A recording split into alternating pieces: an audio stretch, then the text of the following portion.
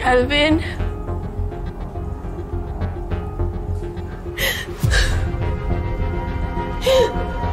Calvin?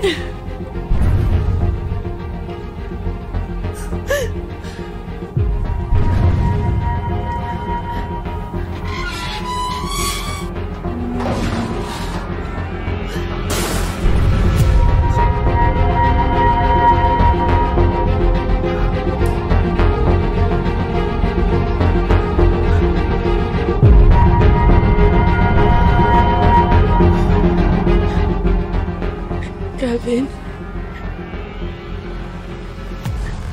Calvin, mag-isa lang akong pumunta dito katulad ng sinabi ko sa'yo. Calvin, salamat nagpunta ka. Calvin, yung anak ko, pwede bang ibalik mo na sa akin yung anak ko? Nakikiusap ako sa'yo. Yan lang ang dahilan kaya kinita mo ako?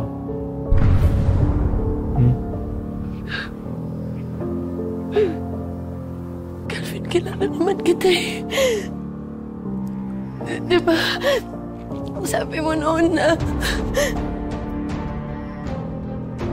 Sabi mo sa akin noon na mahal mo ako.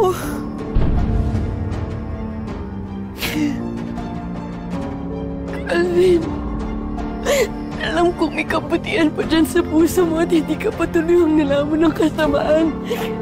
Pwede mo pang talikuran to. Itong daan na to, pwede mo pang ibalik sa akin yung anak ko, Calvin.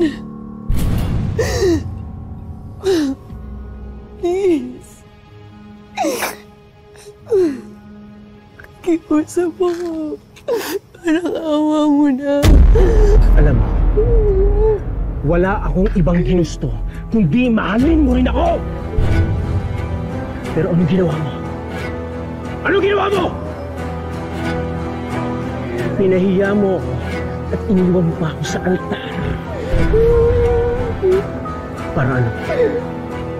Sumama ka sa gunggong na Elias na yan, di ba? Tapos iiyak-iyak ka ngayon. Tigilan din ang Elias to. Alam ko tapos ang gera to. Parang awa mo na, ibalik mo na yung anak ko. Ibalik mo na yung anak ko, Calvin. Tama na to. Tama na. Vanessa, di ako tanga kagaya mo. Lalapit sa kaaway para magmakaawa. Hindi ako ganun. Hindi gagawin ng isang ina para sa anak niya. Calvin, tama na to. Utang na loob, ibalik mo na yung anak ko. Ibalik mo na yung anak ko. Nasaan ba yung anak ko dito? Ha? Nasaan yung anak ko, Calvin? Nasaan yung anak ko? Ibalik mo na yung anak ko, Calvin. Walang awa mo na. Walang awa mo na.